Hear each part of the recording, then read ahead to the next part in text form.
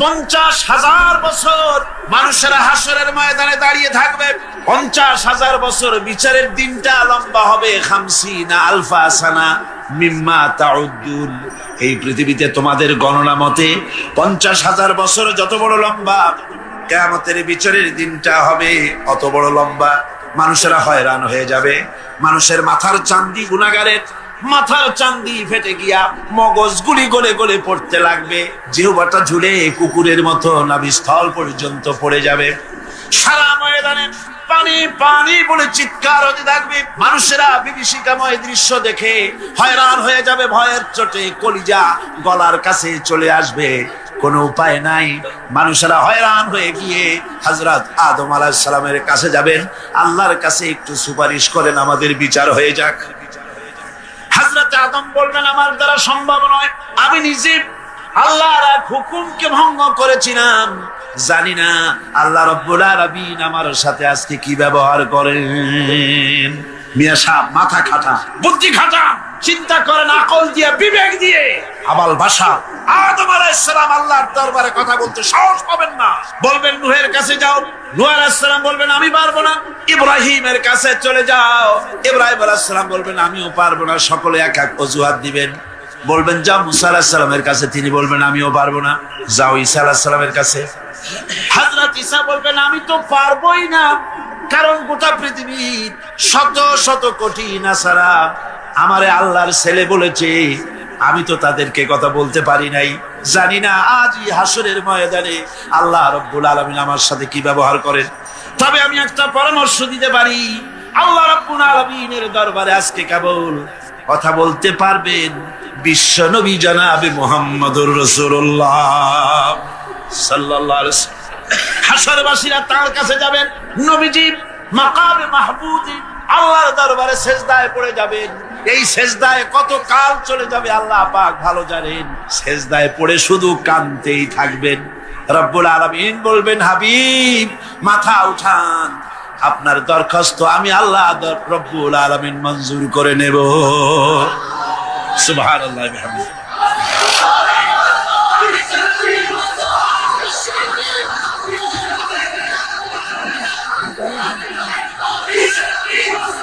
আমার ভাইয়েরা, ওই আল্লাহ রাব্বুল আলামিন বলেন কিয়ামতের দিন, কিয়ামতের দিন, কিয়ামতের দিন আমার সামনে আমার বিনা অনুমতিতে কেউ কথাও বলতে পারবে না।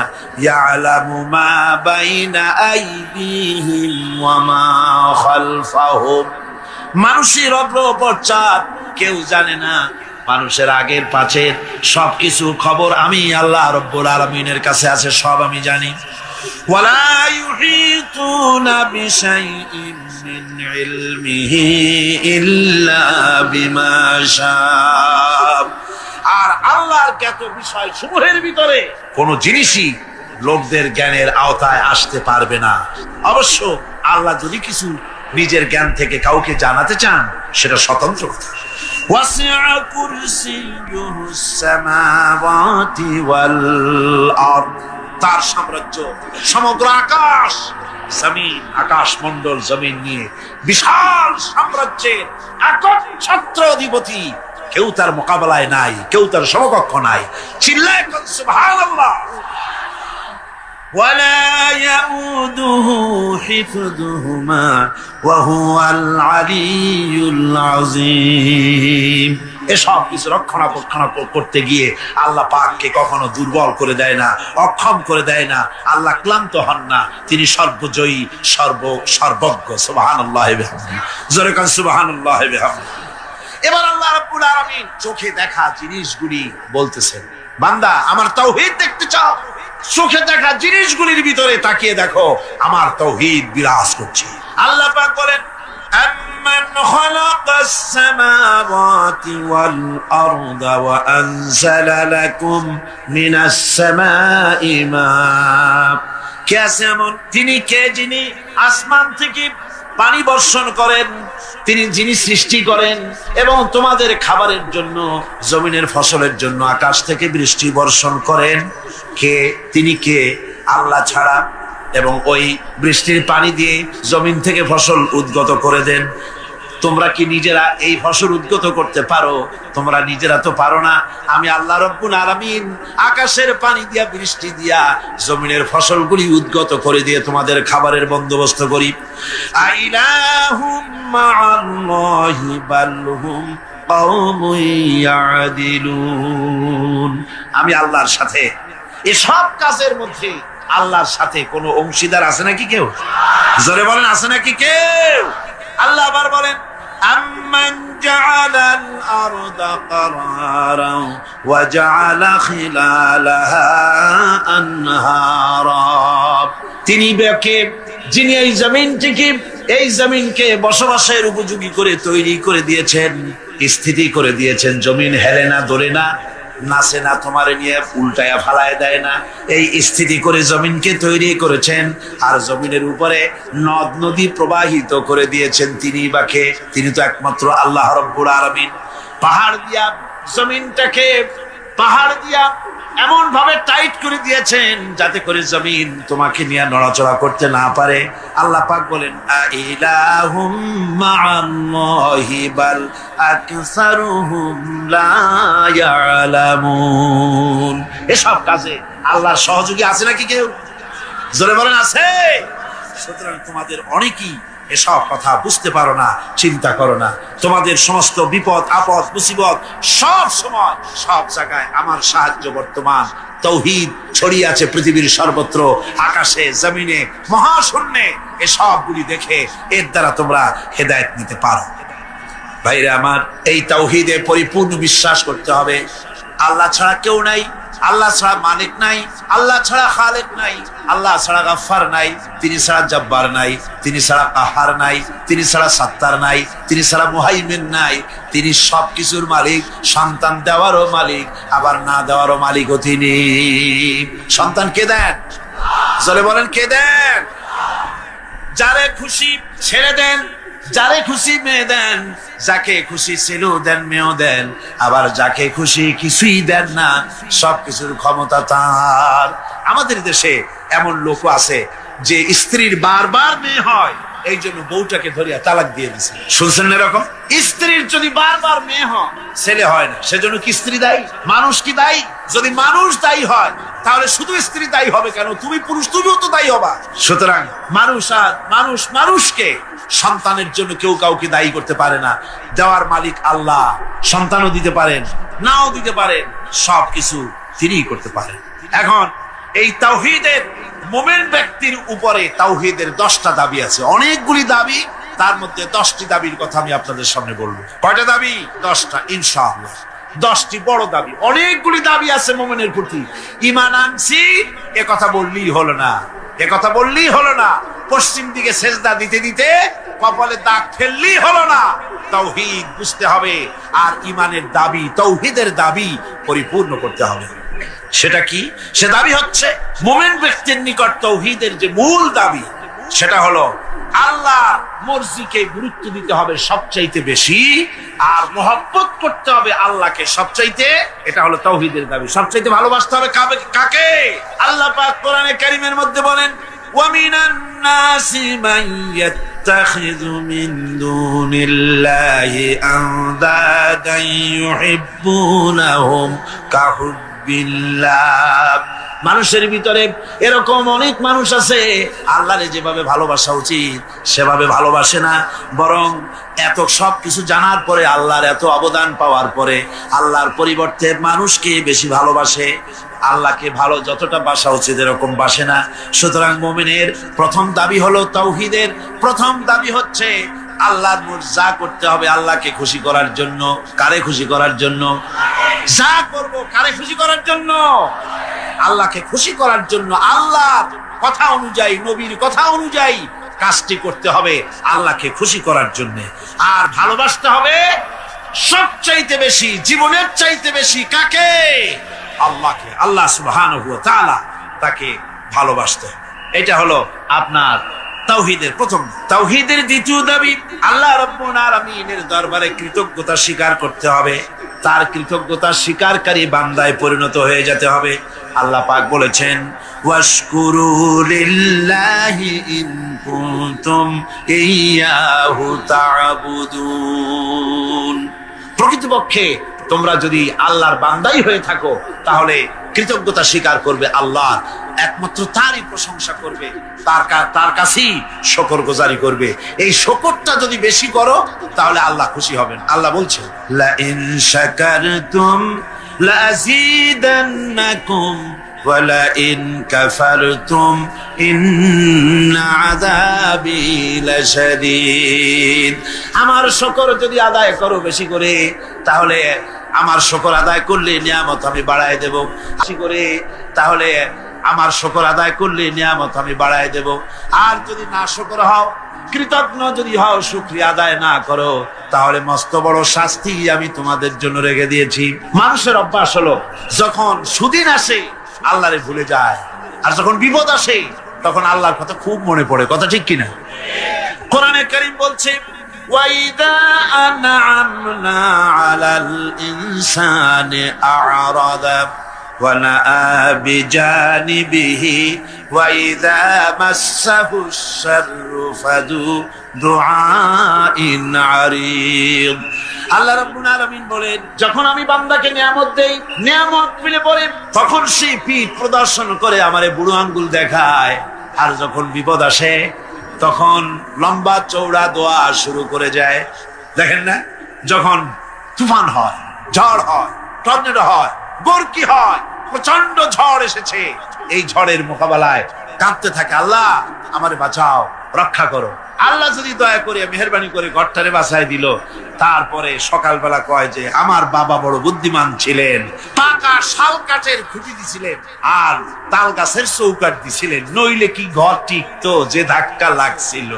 আল্লাহ কয় দেখো বাঁচাইলাম আমি, কানলো আমার কাছে, আর এখন প্রশংসা করে তাল গাছের আর বাপ। বিপদে পড়লে আল্লাহর কথা খুব মনে ওঠে, আর বিপদ যখন যায় আর মনে থাকে না।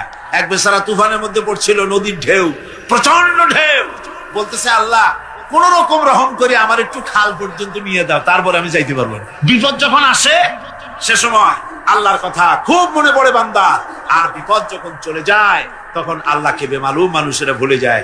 এই জন্য তাওহীদের দাবি হচ্ছে মানুষ যেন শুকরগুজারকারী, কৃতজ্ঞতা স্বীকারকারী বান্দায় পরিণত হয়ে যাবে। সব জায়গায় শুকর করবে আল্লাহ। পানি খাবে, পানি পান করে বলবে আলহামদুলিল্লাহ। খানা খাবে, বলবে আলহামদুলিল্লাহ। কোন একটা ভালো কাজ দেখবে, বলবে আলহামদুলিল্লাহ। সমস্ত প্রশংসা হবে আল্লাহ রাব্বুল আলামিনের। কার হবে? আল্লাহ পাকের শুকরিয়া আদায় করতে হবে। সমস্ত ব্যাপারই শুকরিয়া, কৃতজ্ঞতা। গাছের ফল খুবই মিষ্টি, আম খেলেন, আমটা খুব মিষ্টি লেগেছে, প্রশংসা এমন হবে না যে আম, এই গাছটা বড্ড ভালো, খুব মিষ্টি আম দেয়, বরং প্রশংসা হবে এই গাছের আমটা যিনি মিষ্টি করলেন সেই আল্লাহ পাকের। কথা বুঝে আসছে? ডাক্তারে ওষুধ দিল, রোগ ভালো হয়ে গেল, প্রশংসা ডাক্তারের হবে না, প্রশংসা হবে ওই ডাক্তারকে সঠিক ডায়াগনোসিস করার তৌফিক যিনি দিয়েছেন, যিনি ওষুধটাকে রোগ মাফ করার জন্য কাজে লাগাই দিলেন। প্রশংসা হবে সেই আল্লাহ রাব্বুল আলামিনের। সব সময় সমস্ত ব্যাপারে প্রশংসার একমাত্র প্রশংসা কার? আল্লাহ। মানুষেরা বোঝে না, মানুষেরা তাই কৃতজ্ঞতা স্বীকার করতে জানে না, আল্লাহ শুকরিয়া আদায় করে না। আল্লাহ পাক বলেন, আমার যত নিয়ামত দিয়েছি নিয়ামত গুলি খাও আর শুকরিয়া আদায় করো। কিভাবে? আলহামদুলিল্লাহি রাব্বিল আলামিন। সবাই পড়েন আলহামদুলিল্লাহি রাব্বিল আলামিন। একটুখানি জোরে সোরে জিকির করেন, লা ইলাহা ইল্লাল্লাহ, লা ইলাহা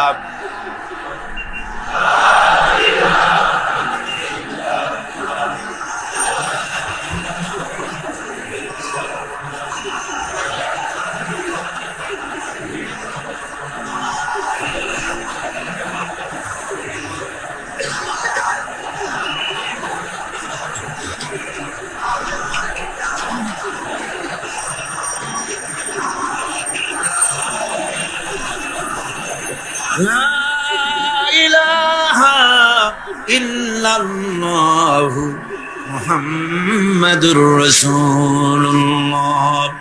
তাওহীদের তৃতীয় দাবি হচ্ছে, দাবিগুলি মুখস্থ করে যান, কাজে লাগবে। কিয়ামতের দিন কাজে লাগবে, দুনিয়ায় কাজে লাগবে। এই তাওহীদ যদি না বুঝি, শিরক থেকে যদি না বাঁচতে পারি, ঈমান যদি বদ্ধমূল না হয়, দুনিয়ার ভিতরে মুসলমান টিকে থাকার কোনো কারণ নাই। আল্লাহ সেই সব নামধারী মুসলমানদের কেন সাহায্য করবে? যারা নামাজ পড়বে, সেজদা দেবে আল্লাহরে, আর সাহায্য চাইবে কোন কবরের কাছে গিয়া, কোন খাজার কাছে গিয়া সেজদা দিবে যেখানে সেখানে। 3 নম্বরে তাওহীদের দাবি হচ্ছে কেবলমাত্র আল্লাহ পাককে সেজদা করবে, আর কাউকে সেজদা করা যাবে না। সেজদা হবে কার জন্য? চিল্লা এখন কার জন্য? আল্লাহ রাব্বুল আলামিন বলে দিয়েছেন, চন্দ্রকে সেজদা দিও না, সূর্যকে সেজদা দিও না, কাউকে সেজদা দিবা না। সেজদা দিবা কেবলমাত্র আমি আল্লাহরে। মাথাটা আমার সামনে নত করে দাও। আমি সেদিন বলেছিলাম, বোধহয় মনে আছে, আমাদের শরীরটাই আল্লাহ বানাইছেন সেজদা দেওয়ার কায়দা করে, যাতে করে সেজদাটা দেওয়া যায়। দেখেন, হাতটার কোনায় এই কেনুর ভিতরে যদি জোড়া না হইতো, তাহলে সেজদার সময় হাতটা ভাঁজ হইতো না, ঠিক কিনা? বোঝেন কথা? কেনুতে যদি কবজা না হতো, এটা কি হাত হইতো না লাঠি? লাঠি হয়ে যেত। হাতের আঙ্গুলগুলোর ভিতরে যদি কবজা না হতো, হাতটা একটা কাটা চামচে পরিণত হয়ে যেত, ঠিক কিনা? কোমরে যদি কবজা না থাকতো, আপনি একেবারে বাঁশের মতো খাড়া হয়ে থাকতেন। হাঁটুতে যদি কবজা না থাকতো, রুকু দিতে পারতেন না, সেজদা দিতে পারতেন না। প্রমাণ হয়, মানুষকে যেভাবে আল্লাহ বানাইছেন তাতে বোঝাই যায় উদ্দেশ্যই হলো মানুষ যেন আল্লাহরে সেজদা করে। হাত দিয়া, নাক দিয়া, কপাল দিয়া, হাঁটু দিয়ে এভাবে করে সেজদা মানুষ ছাড়া আর কেউ দিতে। এই সেজদা অনেক মানুষ আছে পীরের সেজদা দেয়, মাজারে গিয়া সেজদা দেয়। জোরে বলেন নাউজুবিল্লাহ। হারাম, কাফের হয়ে যাবে। কি হয়ে যাবে? কাফের হয়ে যাবে। সেজদা দেওয়া যাবে না। মাজারে চাদর থাকে, চাদরের মধ্যে মাথাটা ঢুকায় দেয় খাদেমেরা, তারপরে মাথাটা নিয়ে ওর উপরে বসতে থাকে। হায় রে কপাল, নাউজুবিল্লাহি মিন যালিক। আর মাজারের তো অভাব নাই। হায় রে মাজার, ওরে মাজার। রাস্তার ধারে ধারে যত মাজার দেখলাম এ পর্যন্ত আমার এই ছোট্ট জীবনে, রাস্তার ধারে ছাড়া মাজার খুব কম দেখছি। সব রাস্তার ধারে। এয়ারপোর্টে মাজার নাই, রেল স্টেশনে মাজার নাই, স্টিমার স্টেশনে মাজার নাই, লঞ্চ স্টেশনে মাজার নাই। সব বাস ট্রাক চলে যে সব রাস্তায়। সেদিন দেখলাম মাগুরা আর ঝিনাইদার মাঝখানে কোনোদিন মাজার ছিল না, হঠাৎ এক মাজার গজাইছে, বিরাট সাইনবোর্ড, তাতে লেখা, ড্রাইভার ভাইরা মাজার বহুত গরম, তার মানে বাস থামাইয়া পয়সা দিয়ে মাজারে ঠান্ডা করিয়া যাও। আশ্চর্য কথা। আর ঠিক ড্রাইভাররা যাওয়ার সময় ওখান থেকে গাড়ি আসতে চালায়। তাহলে আল্লাহর ওলি সম্পর্কে ধারণা কি? উনি এতই খারাপ মানুষ, যাত্রী বোঝাই বাস উল্টায় দেবে। কি আশ্চর্য কথা। আবার মাজারে মশারি টানায় দেয়। জি তামাশা। তাহলে তোমার পীর সাহেব সম্পর্কে তোমার ধারণা এত খারাপ যে লোকটারে দুনিয়াও মশায় খাইতো, কবরেও মশায় খাবে মশারি টানা। যে ব্যক্তি মশারি টানাই দিল কবরে, হয়তো খুঁজে দেখা যাবে তার বাপেরে মশায় খায়, তার মায়েরে মশায় খায়। আমার বন্ধুগণ, বাংলাদেশে এমন অনেক মাজার আছে যেই মাজারে শুধু মাজার, মুদ্দার বলতে কোনো জিনিস নাই। স্বপ্নে দেখা মাজার, স্বপ্নে পাইছে মাজার। তারপরে শোনেন শোনেন শোনেন আগে, ভেড়ামারা কুষ্টিয়া জেলা, সেখানে আছে হযরত ঘোড়া শাহ রহমতুল্লাহ আলাইহির মাজার। আবার রাজশাহীতে আছে বিড়াল শাহ রহমতুল্লাহ আলাইহির মাজার। ঘোড়া ভেড়া সব রহমতুল্লাহ আলাইহি হয়ে যাচ্ছে। এই জন্য এক কিতাবের ভিতরে লিখেছিলাম, একজন পীর সাহেব তার মুরিদরে একটা গাধা দিয়েছিল। গাধাটাকে নিয়ে এসে গরিব মানুষ এই গাধা দিয়ে ব্যবসা করতো, এক বাজারের মাল আর এক বাজারে নিত, এইভাবে ব্যবসা করতে করতে একদিন হঠাৎ করে গাধাটা মরে গেল। বেচারা মহাচিন্তায় পড়ে গেল, আরে গাধা মরে গেল, আমি বাঁচবো কেন, আমি রুজি করবো কি দিয়া, এইটা দিয়েই তো ব্যবসা করতাম, কি করা যায়। শেষ পর্যন্ত রাস্তার ধারে মাটি খুঁজিয়া গাধাটারে কবর দিয়া সেই কবরের পাশে বসিয়া কাঁদতেছে। দুপুর থেকে কাঁদতে কাঁদতে সন্ধ্যা হয়ে গেছে। এখন ওই দিন ছিল হাটবার, যারা বাজারে যাচ্ছে, যাওয়ার সময় দেখে যে একটা কবরের পাশে বসিয়া একটা মানুষ কাঁদবে। চিন্তা করলো, এখানে তো কোনোদিন মাজার টাজার দেখি নাই, হয়তো স্বপ্নে কোনো অলিউল্লাহর মাজার আবিষ্কার হয়ে গেছে। বাজার করে যখন ফিরতেছে, তখন ওই যে দেখে যে সে লোকটা তখনও বসে আছে। তখন কেউ 2টা বাগুন, কেউ 4টা পান, কেউ 2টা সুয়ারি, কেউ একটা মাছ, কেউ 2টা টাকা, কেউ 200 চাউল, এরকম দিস। সন্ধ্যার পরে লোকটা যখন চোখ খুলেছে, কত আর কান্দা যায়। এখন বাড়ি যাই, চোখ খুলে দেখে মাশাআল্লাহ কবরের চতুর্দিকে বেগুন, তরি তরকারি, মাছ, পান, সুপারি, চাউল, টাকা পয়সা। কয়েছে সুবহানাল্লাহ, হাতি বাঁচলেও লাখ টাকা, মরলেও লাখ টাকা শুনছিলাম, সে কথা যে গাদার ব্যাপারে খাটে তা তো জানতাম না। লোকটা তখন বুদ্ধি করে পরের দিন একটা শালু কাপড় কিনে, একটা লাল শালু কাপড় কবরের উপরে বিছাই দিল। এরপরে কয়েকখান ইট টিট জোগাড় করে ওর পাশে ধ্যানে বসলো। আসতে লাগলো টাকা, পড়তে লাগলো টাকা, বাস টাকা পয়সা আসতে থাকলো। এরপরে মহাপবিত্র ওরস শরীফের ডাক দিয়ে লোকেরা চিন্তা করলো, জিজ্ঞেস করলো, হুজুর এটা কি, কোন হুজুরের মাজার? তা তো জানলাম না। কাজে পাথরে খোদাই করতে দিছি না, রাত্রি লেগে যাবে। পরের দিন লোকেরা এসে দেখে মাজারের সামনে বিরাট সাইনবোর্ড লেগে গেছে, হযরত গেদা শাহ রহমাতুল্লাহ আলাইহির মাজার। এই মুরিদের পীর যিনি, তার কাছে খবর গেল, হুজুর আপনার বাড়িতে যে কবর, এই মাজারে আর কি টাকা হয়, আর আপনার ওরসে আর কি লোক হয়, যাইয়ে দেখেন আপনার মুরিদের কেরামতি, মাজারে টাকার অভাব নাই, আর সে কি আলিশান মাজার, কত টাকা, কি বিরাট ওরস। বিশ্বাস চিন্তা করলো, আমার মুরিদি আবার কবর পাইলো কই? মুরিদের বাড়িতে ডাকাইছে, ডাকায় বললো, বেটা সত্যি করে বল আসল ব্যাপারটা কি? ভাই হুজুর আপনি গরিবের মা বাপ, আপনার কাছে মুরিদ হইছি, সত্য কথা আপনারা না কই যাবো কই? আপনি যে গাধাটা দিছিলেন, ওই গাধাটা মরে যাওয়ার পর তারপরে কি করি, ওটারে কবর দিলাম, আর তার থেকে হইতে হইতে গাদা শাহ রহমাতুল্লাহ আলাইহির মাজার বানাই দিলাম। পীরে কয়, ও আমি আরো না মনে করছিলাম, না জানি তুমি সত্যি কোনো পীরের মাজার পাইছো নাকি? অসুবিধা হয় নাই, তোমার যে গাধাটা দিছিলাম আমার বাড়িতে কবর, ওই গাধার মায়ের কবর আমার বাড়িতে। ভাইরা আমার, এভাবে করে মাজারকে কেন্দ্র করে সারা বাংলাদেশে কোটি কোটি টাকার ধর্মের নামে ব্যবসা হচ্ছে, লুট হচ্ছে, তারাজ হচ্ছে।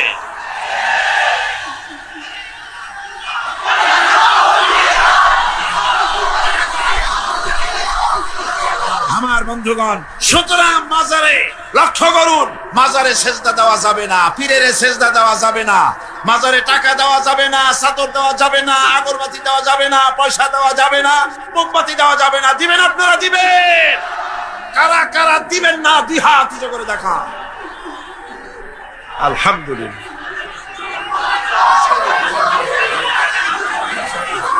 হাত নামান, হাত নামান।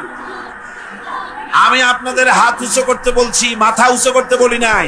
বসেন, বসুন, বসুন। আল্লাহ পাক, আল্লাহ পাক চতুর্থ দাবি কি? নামাজ আদায় করা। সেজদা দিবা, কারে দিবা? আল্লাহ রাব্বুল আলামিন কোরআনে কারীমের ভিতরে হযরত মূসা আলাইহিস সালামের কাছে প্রথম যে ওহী নাজিল করলেন, তার মধ্যে বলে দিলেন, ইন্নানি আনাল্লাহ লা ইলাহা ইল্লা আনা ফা'বুদনি ওয়া আকিমিস সালাতা লিযিকরি।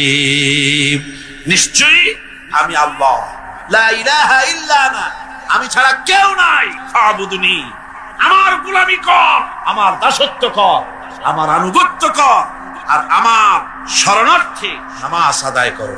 নামাজ আদায়, এই নামাজ আদায় করতে হবে। বহু মুসলমান আছে ভাইরা, অনেক মুসলমান আছে কয়, হুজুর এমনি আমি মানুষটা খারাপ না, সত্য কথা বলি, গরিবরে সাহায্য করি, এমনি আমি মানুষটা ভালো, এই মাঝে মধ্যে একটু নামাজ পড়ি না, তাতে কি আমার ইমান নষ্ট হয়েছে নাকি? আমি বলি, ভাই ইমানই তো নাই, নষ্ট হবে কি? ইমান তো থাকা লাগবে। লা দীনা লিমান লা সালাত লাহু, যার কাছে নামাজ নাই তার কাছে দ্বীন নাই, ঈমান কিচ্ছু। যে ব্যক্তি নামাজ পড়ে না, মুসলমান বলে দাবি করার কোনো হক নাই, তার অধিকার নাই। যে ব্যক্তি নামাজ পড়ে, তাওহীদের চতুর্থ নম্বরের দাবি, নামাজ আদায় করতে হবে। বিশ্বাস করুন, যদি যে ইমানের ব্যাখ্যা গত 3 দিন আর আজও করা হচ্ছে, কালও করা হবে, এই ইমানের ভিত্তিতে যদি জীবন গড়া না হয়, বসনিয়া চেচনিয়া একটা হবে না। এই মুসলমানের আল্লাহর কোনো দরকার নাই। যারা শিরক আর বিদআতের মধ্যে মুবতালা হয়েছে, যারা নামাজ পড়ে না, রোজা রাখে না, এমন মুসলমানের আল্লাহর কোনো দরকার আছে? চিল্লায় কোন দরকার আছে?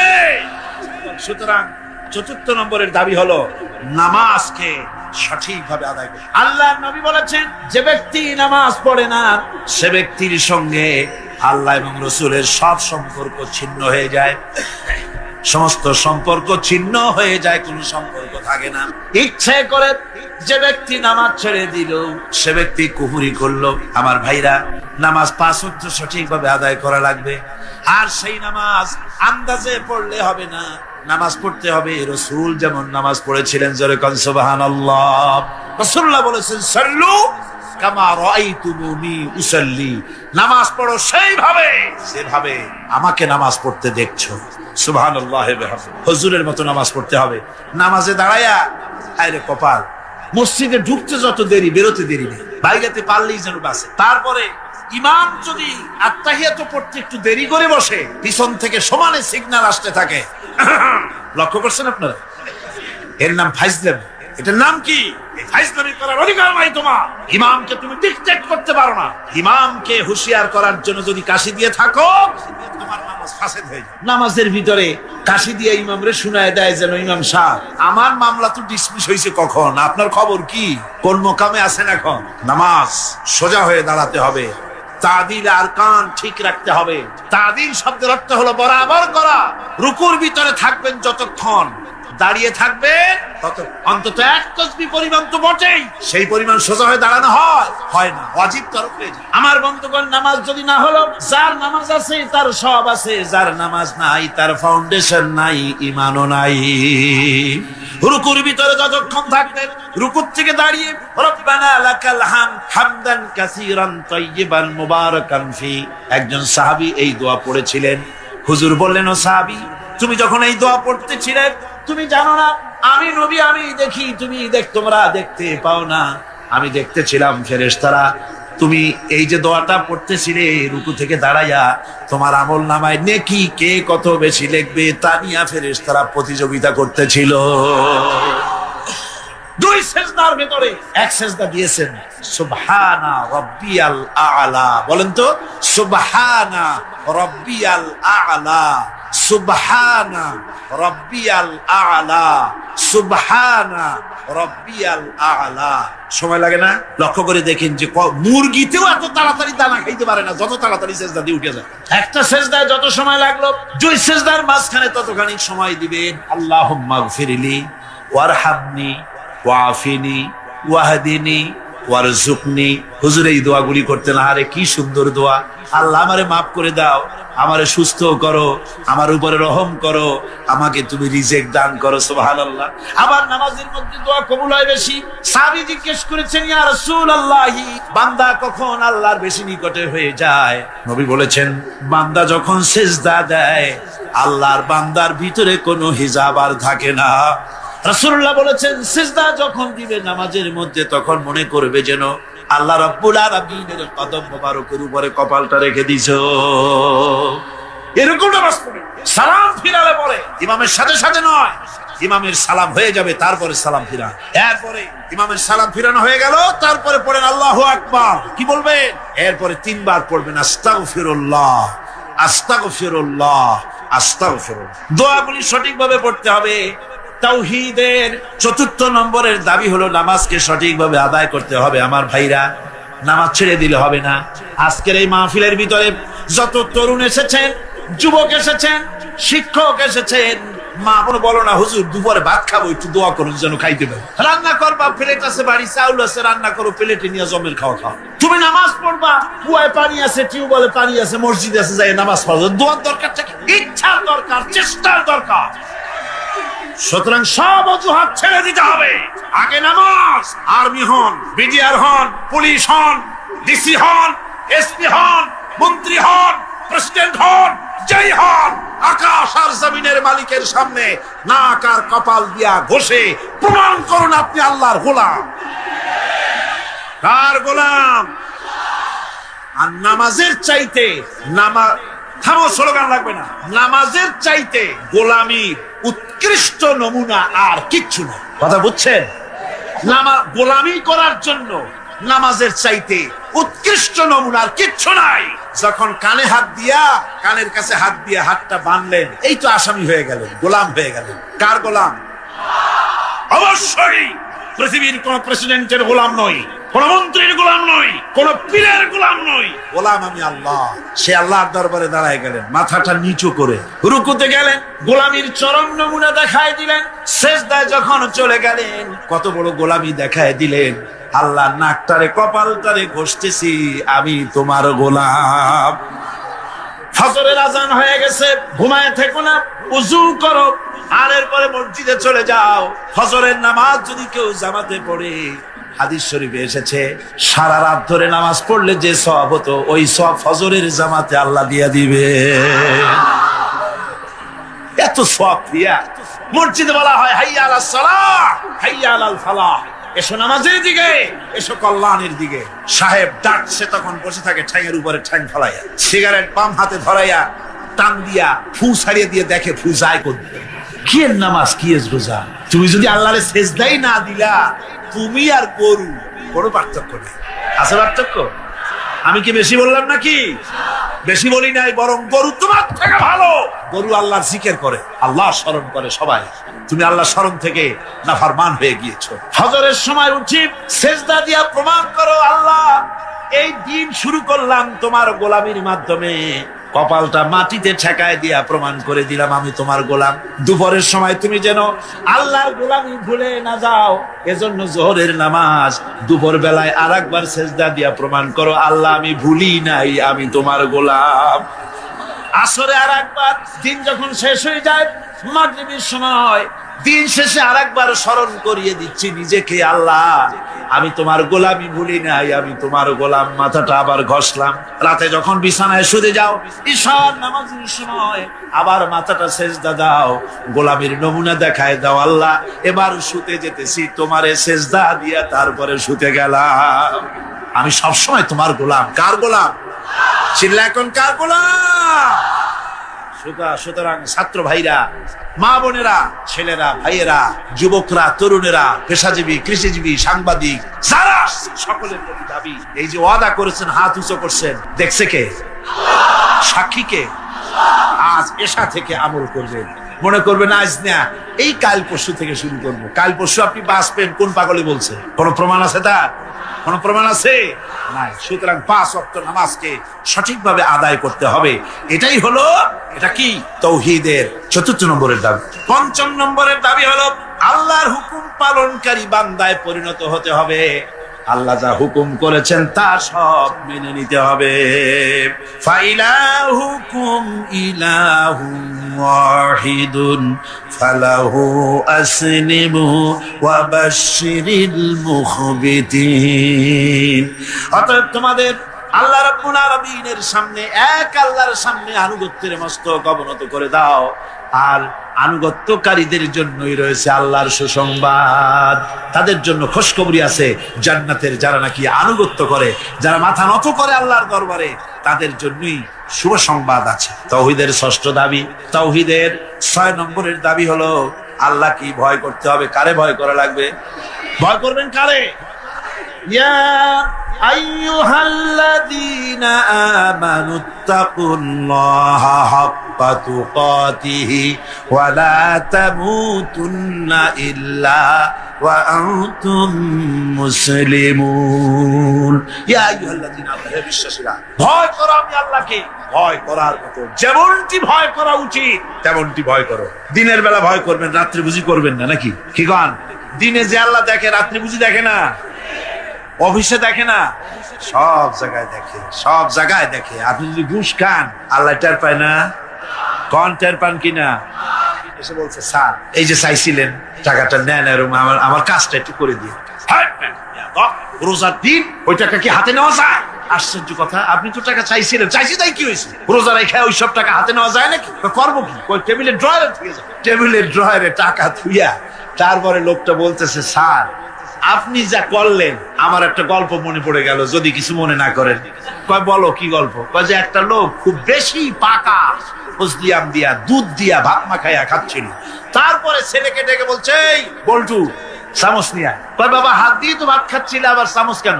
কয় তুই তার বুঝবি কি, আমটা এত বেশি পাকা যে দুধ দিয়ে যখন মাখাইছি একেবারে আমাশা রুগীর বিষ্ঠার মতো লাগে, সেই জন্য হাত দিয়া খেতে ঘৃণা করে বলে চামচ দিয়ে খাইতে চাইছি। রোজার দিন ওই টাকা কি হাতে নেওয়া যায়? সুতরাং ড্রয়ারের মধ্যে ফিরে যাও। তাহলে বোঝা গেল লোকটা আল্লাহরে ভয় করে না। রোজা রাখে ঠিক, নামাজ পড়ে ঠিক, আল্লাহরে ভয়, আল্লাহর ভয় যদি অন্তঃকরণে থাকে ঘুষ খেতে পারে না। জোরে বলেন পারে? জোরে বলেন পারে?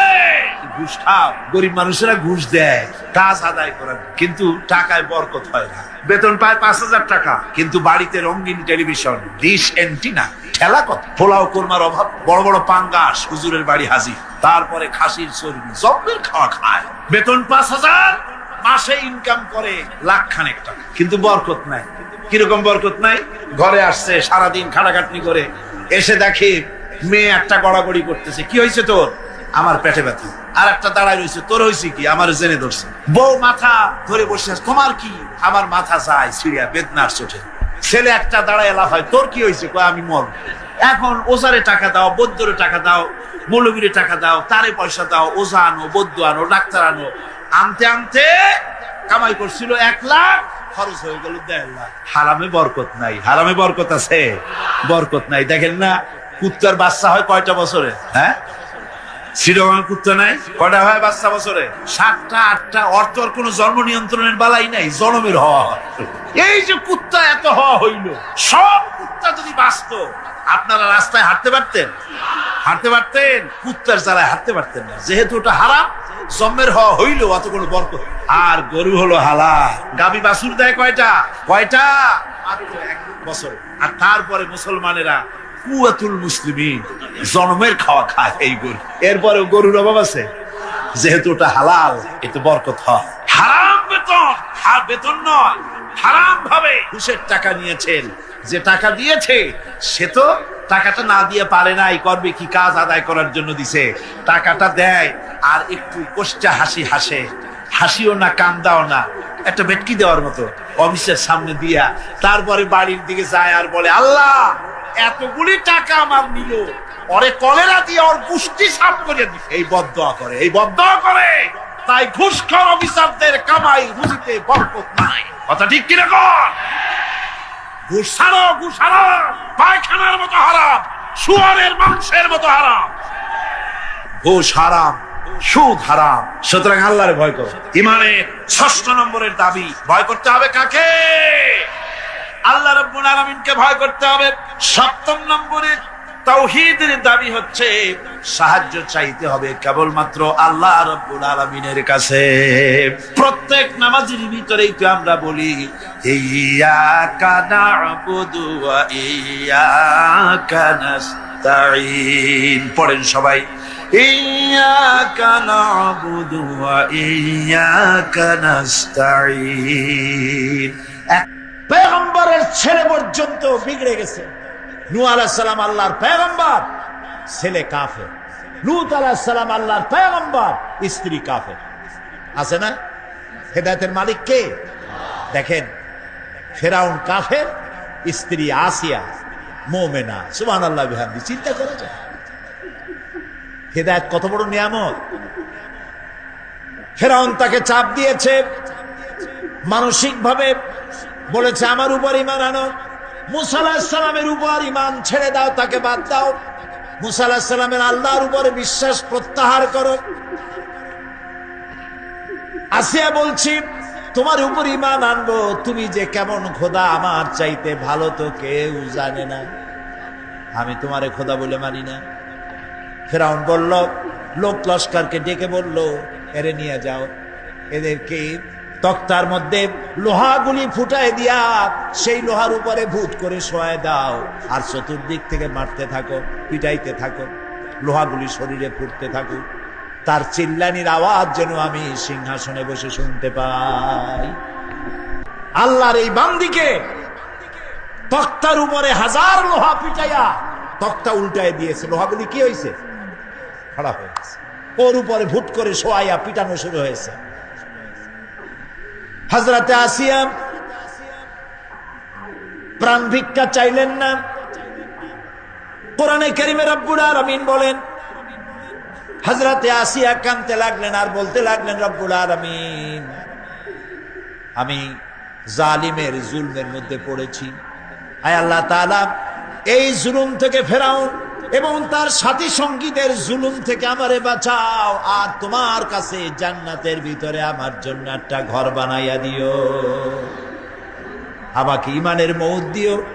রব্বুল আলামিন ফেরেশতাদেরকে অর্ডার করলেন, আমার ফেরেশতারা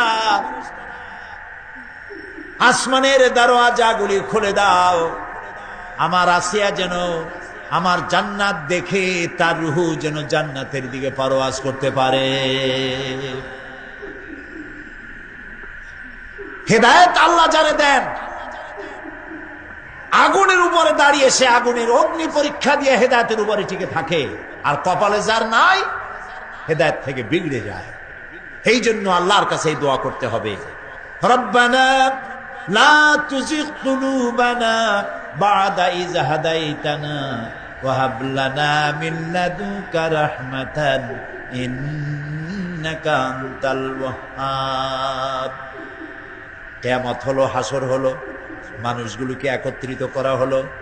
এবার আল্লাহ দরবারে আল্লাহ রাব্বুল আলামিন হিসাব নিবেন, নিকাশ করবেন, হিসাব নেবেন। দুই ধরনের হিসাব হবে। সমস্ত মানব কুলের অপরাধের ভালো কাজের খাতাপত্র হাজির হয়ে যাবে, এটি এক ধরনের। আর মুমিন ব্যক্তিদের অপরাধের খাতাগুলিও এক জায়গায় হবে আল্লাহ রাব্বুল আলামিনের সামনে।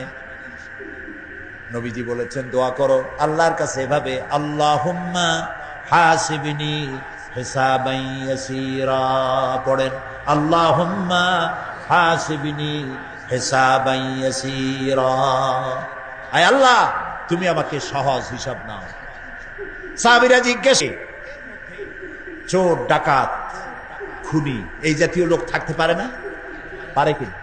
তারা কিন্তু এখন নিরাপদ, যেহেতু পুলিশও দেখতেছে না আর র্যাবেও দেখতেছে না, খুব নিরাপদ। কিন্তু হঠাৎ করে যদি বলা হয় এই সমাবেশের ভিতরে সন্ত্রাসী কারা, তাদেরকে আমরা শনাক্ত করেছি, তারা আলাদা হয়ে যাও, তখন অবস্থাটা কেমন হবে? মওতের শামিল হয়ে যাবে, ঠিক না? সমস্ত মানুষেরা হাসরের মাঠে একসাথে থাকবে। হঠাৎ করে হুকুম হবে, আওয়াজ হবে, অমতাজুল ইয়াউমা আইয়ুহাল মুজরিমুন। অপরাধীর দলেরা আলাদা হয়ে যাও। নেককার থেকে তারা তখন আলাদা হয়ে যাবে, দলে দলে বিভক্ত হয়ে যাবে, বিভক্ত হবে। এবং তাদের কৃতকর্ম তাদেরকে এই জন্য করা হবে যাতে করে তাদের কৃতকর্ম তাদেরকে দেখানো যায়। অতঃপর কেউ যদি সরিষা পরিমাণ ভালো কাজ করে পুরস্কৃত করা হবে, সরিষা পরিমাণ খারাপ কাজও যদি করে দেখানো হবে, এবং সেজন্য তাকে তিরস্কার ভোগ করতে হবে, শাস্তি দিতে হবে। প্রিয় ভাই সব, সেই কঠিন হাসরের ময়দানে সমস্ত মানব গোষ্ঠীকে একত্রিত করা হবে। আমল নামা বলতে সেখানে বোঝানো হয় আমল নামা উপস্থিত করা হবে, যাতে মানুষের সকল ধরনের কর্মগুলিকে লিপিবদ্ধ করে রাখা হয়েছে। আল্লাহ তাআলা বলেন, ওয়াবুদিয়াল কিতাবু ফাতারাল মুজরিমিনা মুশফিকিনা মিম্মা ফীহি ওয়ায়াকুলুনা ইয়া ওয়াইলাতানা মা লিহাযাল কিতাব।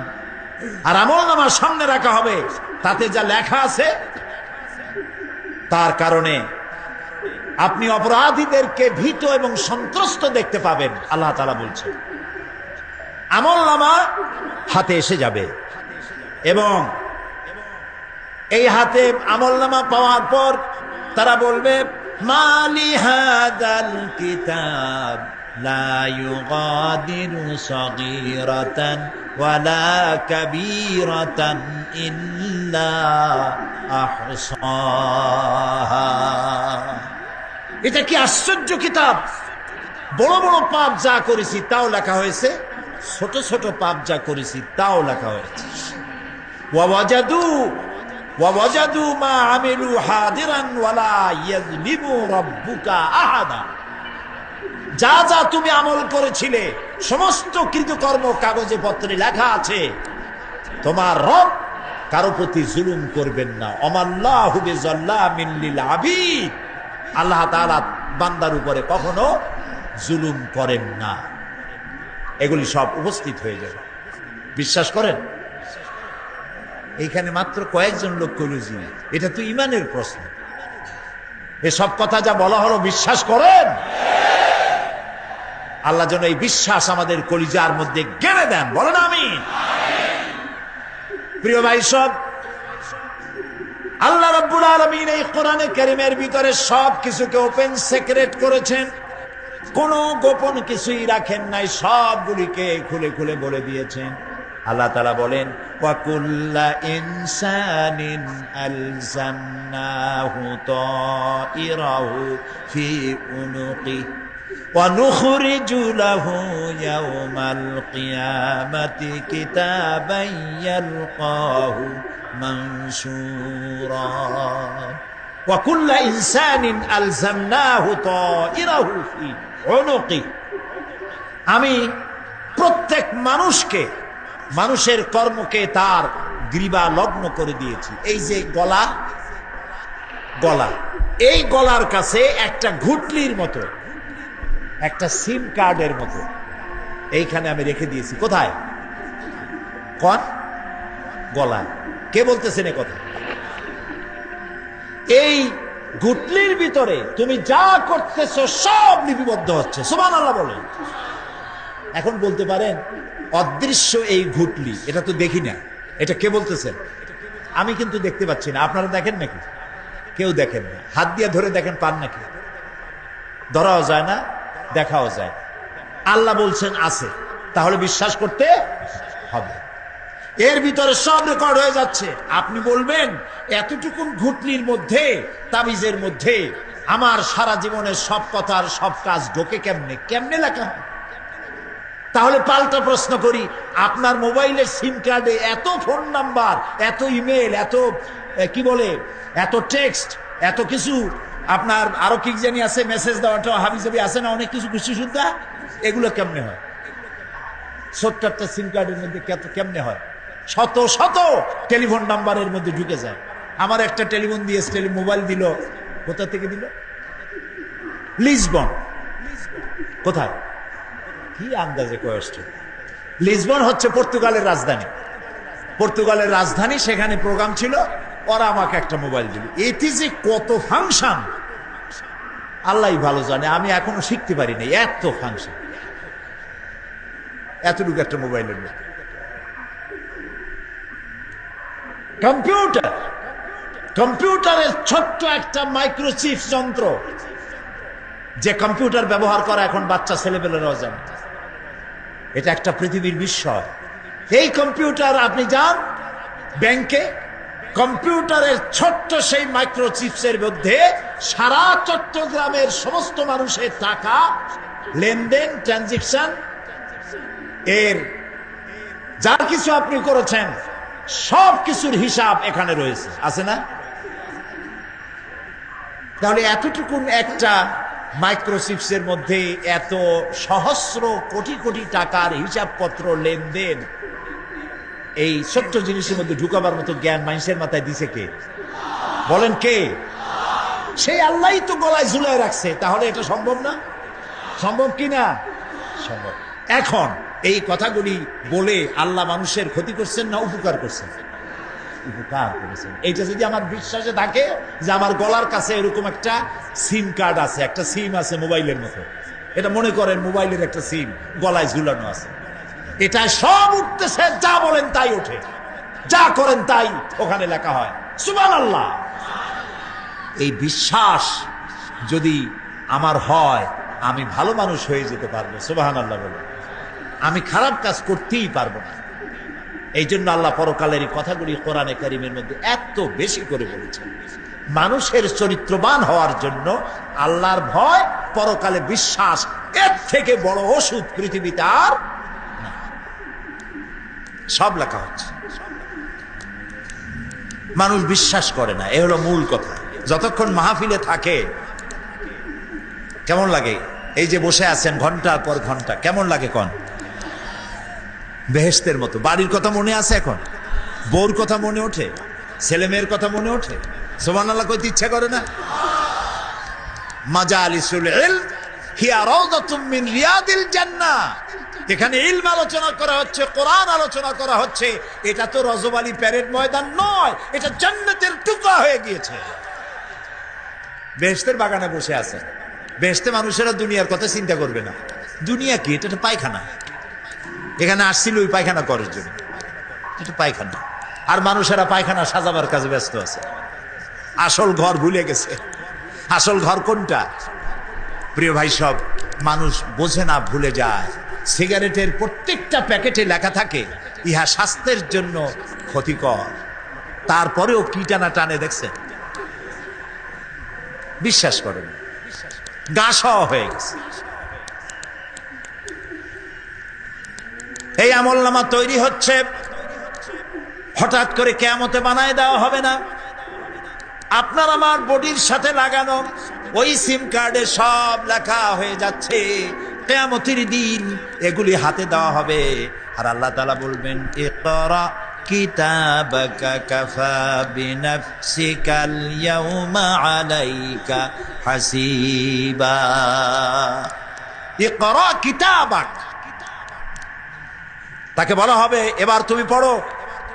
কাফা বিনাফসিকাল ইয়াউমা আলাইকা হাসিবা, তোমার এই কিতাব পড়ো, আর তোমার এই হিসাব গ্রহণ করার জন্য কিতাবটা ভালো করে পড়ো। তোমার নিজের হিসাব নেওয়ার জন্য তুমি নিজেই যথেষ্ট। তুমি দোজখে যাবা না বেহেশতে যাবা, তুমি নিজেই সিদ্ধান্ত নাও কোথায় যাবা। তোমার নিজের কি করছিলা এখন তুমি দেখো। এই জন্য আমি বলি মাঝে মধ্যে আমরা এখন হিসাব করতে পারি এখানে বসিয়া আমাদের কি হওয়া উচিত। ছোটবেলার কথা মনে আছে?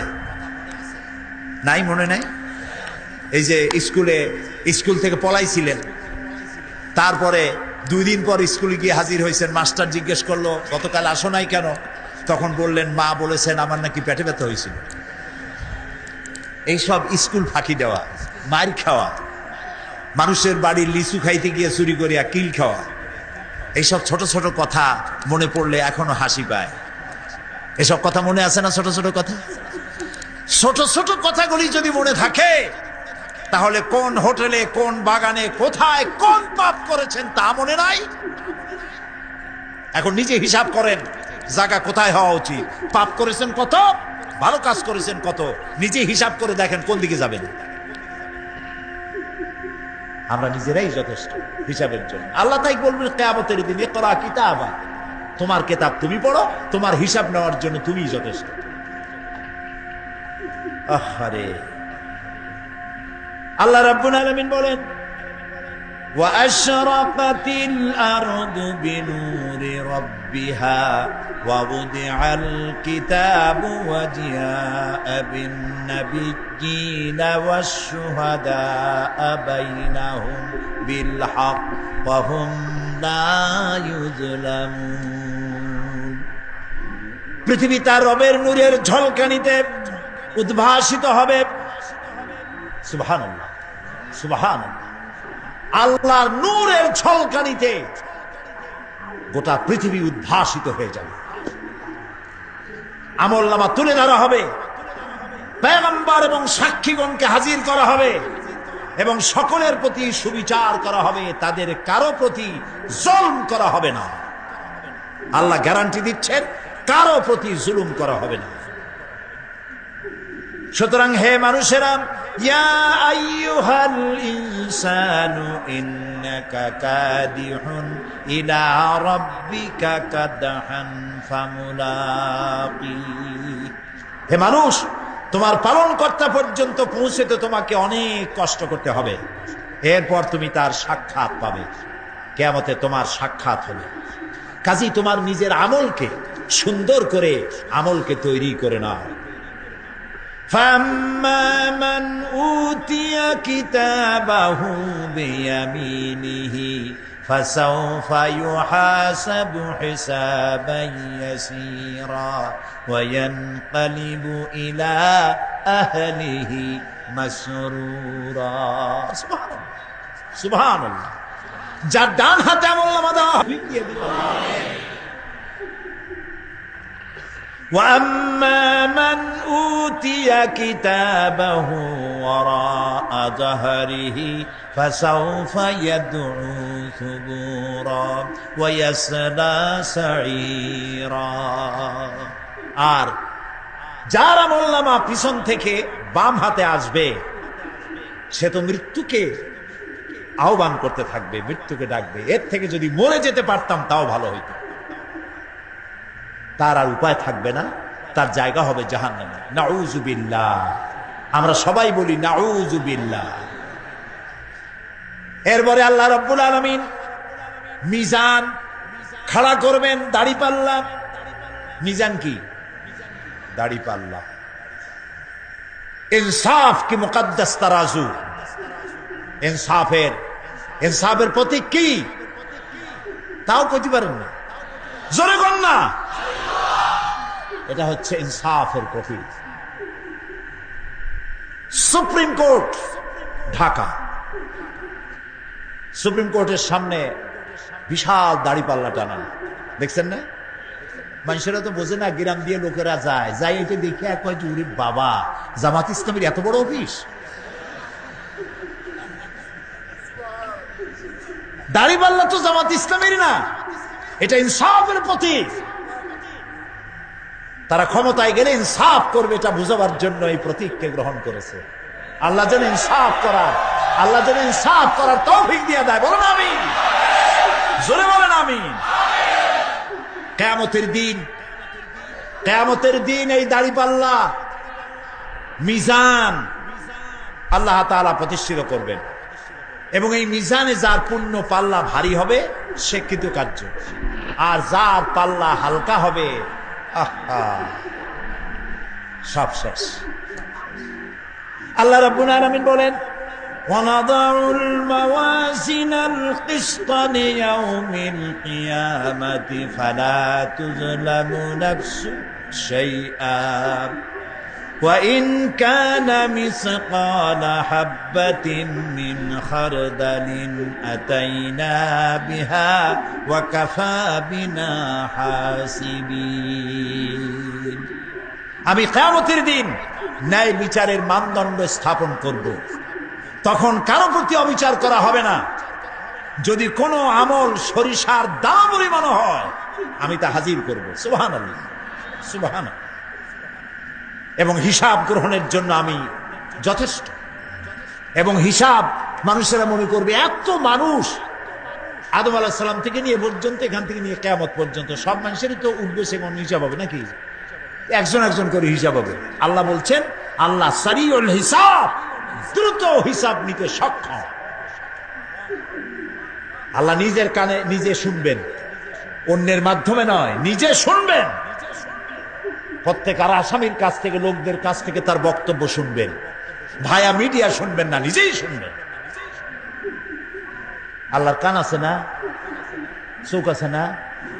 লোকেরা এই যে বইপত্রে লেখে আল্লাহ হচ্ছে নিরাকার, কত বড় বাজে কথা। আল্লাহ নিরাকার, আমরা এমন এক আল্লাহর ইবাদত করি তিনি আমাদের কিছু শুনতে পান না, কান টান নাই, তিনি আমাদের কিছু দেখতে পান না। এরকম নাকি আল্লাহ তাআলা? আল্লাহ তাআলা কোরআন শরীফে বলেছেন আল্লাহর হাত, আল্লাহর পা, আল্লাহর চোখ, আল্লাহর মুখ। তবে এগুলি কি রকম? আল্লাহর হাত, পা, চোখ কেমন, আকারটা কেমন? এর একটাই জবাব। কয়টা জবাব? জোরে বলেন। একটাই জবাব, আল্লাহর যেমন হওয়া উচিত তেমন। সুবহানাল্লাহ বলেন, সুবহানাল্লাহ বলেন। এর থেকে আর কোনো জবাব নাই। এই একটাই জবাব, আল্লাহর যেমন হওয়া উচিত ঠিক তেমন। লাইসা কামিসলিহি শাইউন, আল্লাহর অনুরূপ, আল্লাহর মতো আকাশেও কিছু নাই, জমিনেও কিছু নাই। এটা আমাদের ঈমান, এটা আমাদের কি? সুতরাং তিনি জুলুম করবেন না এবং হিসাব নিবেন, আর যথার্থ হিসাব নিবেন। সেখানে কারো প্রতি কোনো জুলুম করা হবে না। ومن خفت موازينه فأولئك الذين خسروا أنفسهم بما كانوا بآياتنا يظلمون। আর যাদের পাল্লা হালকা হবে তারা তো শুধু নিজেদেরই ক্ষতি সাধন করবে, কেননা তারা আমার আয়াত সমূহকে অস্বীকার করত। আল্লাহরে যারা অস্বীকার করত, আখেরাত নাই, কিয়ামত নাই, বেহেশত নাই, কবরের মধ্যে কোনো শাস্তি নাই, কবরের কোনো প্রশ্ন নাই, এগুলি যারা বলতো তারা কিয়ামতে ক্ষতিগ্রস্ত হবে।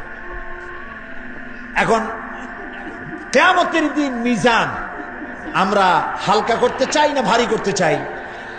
জবাব চাই। কি করবেন? যদি ভারী করতে চান নেক আমল বেশি বেশি করবেন। আর একটি হাদিস শোনাবো, যেই হাদিসের ভিতরে পাল্লা ভারী করার মতো কথা নবীজি বলেছেন, শুনবেন নাকি? বুখারী শরীফের শেষ হাদিস।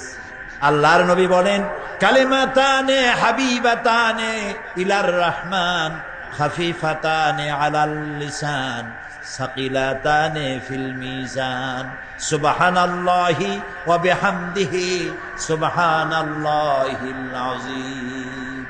নবীজি বলেন, দুইটা কালেমা, দুটি শব্দ আল্লাহর কাছে খুবই প্রিয়, মুখে উচ্চারণ করা একেবারেই হালকা। আর কিয়ামতের দিন এই শব্দ দুটি দিয়ে আল্লাহ রাব্বুল আলামিন মিজানের পাল্লাকে ভারী করে দিবে। সেই শব্দ দুটি হলো, পড়েন আমার সাথে, সুবহানাল্লাহি ওয়া বিহামদিহি সুবহানাল্লাহিল আযীম। সবাই পড়েন, সুবহানাল্লাহি ওয়া বিহামদিহি সুবহানাল্লাহিল আযীম সুবহানাল্লাহি ওয়া বিহামদিহি সুবহানাল্লাহিল আযীম। জান্নাতের ভিতরে মানুষের কোনো দুঃখ থাকবে না। কাদের দুঃখ থাকবে না? জান্নাতীদের। কথা কি শোনেন? সাথে সাথে ঠাস ঠাস করে জবাব দিতে পারেন না কেন? জান্নাতীদের ভেতরে, জান্নাতীদের কি থাকবে না? কোনো দুঃখ থাকবে না। একটা দুঃখ থাকবে। কটা দুঃখ? একটা দুঃখ থাকবে।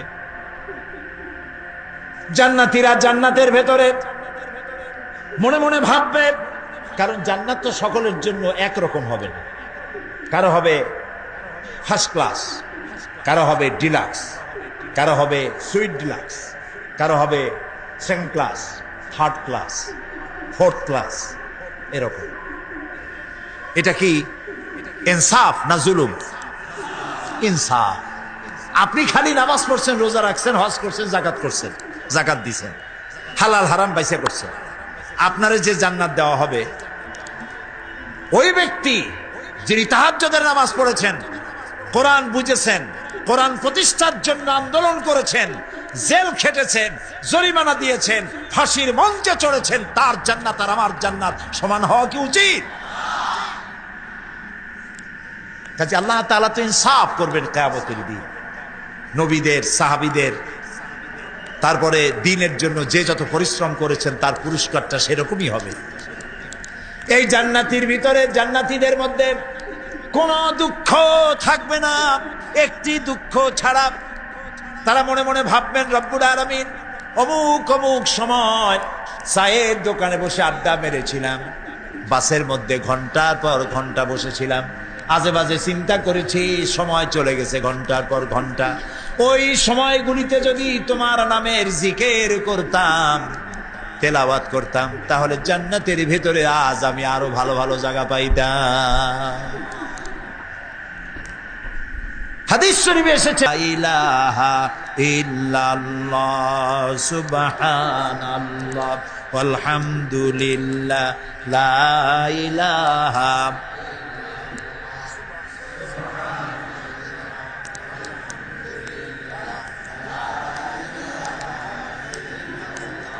ভালো লাগে না? মজা লাগে না? প্রাণ খুলে বলেন, সুবহানাল্লাহ ওয়াল হামদুলিল্লাহ লা ইলাহা ইল্লাল্লাহ সুবহানাল্লাহ ওয়াল হামদুলিল্লাহ লা ইলাহা ইল্লাল্লাহু মুহাম্মাদুর রাসূলুল্লাহ। প্রিয় ভাই সব, এরপরে আল্লাহ তাআলা বলেছেন সিরাতের কথা। কিয়ামতের দিন সিরাত। কোন সিরাতের নাম শোনেন নাই? কথা না কইলে বুঝি কি? শুনছেন? সিরাত। এই সিরাত বলতে বোঝানো হয় এক ঝুলন্ত সেতুকে, যা দোজখ এবং বেহেশতের মাঝখানে সেতু বন্ধন। কিয়ামতের দিন সকল মানুষকে এই সেতু পার হতে হবে। তখন মুমিন ব্যক্তিরা সফলভাবে তা পার হয়ে যাবে। আর এ কাজে ব্যর্থ হবে সে, যে ব্যক্তি ব্যর্থ হবে সে জাহান্নামে নিক্ষিপ্ত হবে। আল্লাহ আল্লাহ আল্লাহ আল্লাহ রাব্বুল আলামিন বলেন, ওয়া ইম মিনকুম ইল্লা ওয়ারিদুহা কানা আলা রাব্বিকা হাতমান মাকদিয়া সুম্মা নুনাজ্জিল্লাযীনা ইত্তাকাও ওয়া নাযারুয যালিমিনা ফীহা জিসিয়া। তোমাদের মধ্যে সকলেই তা পার হবে। এটা আপনার রবের ফয়সালা, আপনার আল্লাহর ফয়সালা। এরপর আমি খোদা বিরুদ্ধের উদ্ধার করব, আর জালিমদেরকে সেখানে নত জন অবস্থায় ছেড়ে দেব, মানে জাহান্নামের মধ্যে নিক্ষিপ্ত হবে, আর ঈমানদারেরা পার হয়ে চলে যাবে। সুবহানাল্লাহ। আল্লাহ তাআলার জন্য দয়া করে আমাদেরকে সিরাত বিজলি গতিতে, বৈদ্যুতিক গতিতে আল্লাহ যেন আমাদেরকে পার করে দেন। বলেন আমিন, সবাই বলেন আমিন। এরপরে শাফাত, শেষ দিবসের প্রতি বিশ্বাসী প্রত্যেক ব্যক্তি সুপারিশ বা শাফাতের বিষয়টা বিশ্বাস রাখতে হবে। দুটি শর্তের ভিত্তিতে শাফাত হবে। সুপারিশকারী সুপারিশের জন্য আল্লাহর অনুমতি লাগবে, আর শাফায়াতকৃত ব্যক্তির জন্য আল্লাহর সন্তুষ্টি প্রয়োজন। এই দুটি শর্ত। প্রথম শর্তের প্রতি ইঙ্গিত করে আল্লাহ তাআলা বলেছেন, যেটা আমরা আয়াতুল কুরসির মধ্যে পড়ি, মান যাল্লাযী ইয়াশফাউ ইনদাহু ইল্লা বিইজনিহি। এমন কে আছে যে অনুমতি ব্যতীত আল্লাহর কাছে সুপারিশ করতে পারে? আছে কেউ? কেউ। একথা মনেই করবেন না যে কোনো পীর সাহেবের কাছে মুরিদ হইছেন। আমি এরকম পীরের খবরও জানি। আমি পীর বললেই আপনারা মনে করবেন না যে আমি পীর বিরোধী লোক, এটা মনে করবেন না। কিন্তু ভালো ভালো পীর আছে যারা ব্যবসা করে পীরগিরি করিয়া। শুধু ব্যবসাই করে না, ওয়ায়াসুদ্দুনা আন সাবিলিল্লাহ।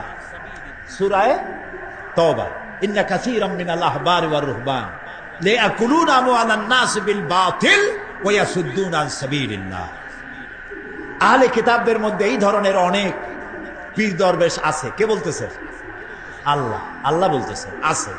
তারা কি করে? তারা জনগণের মালকে বাতিল পন্থায় ভক্ষণ করে।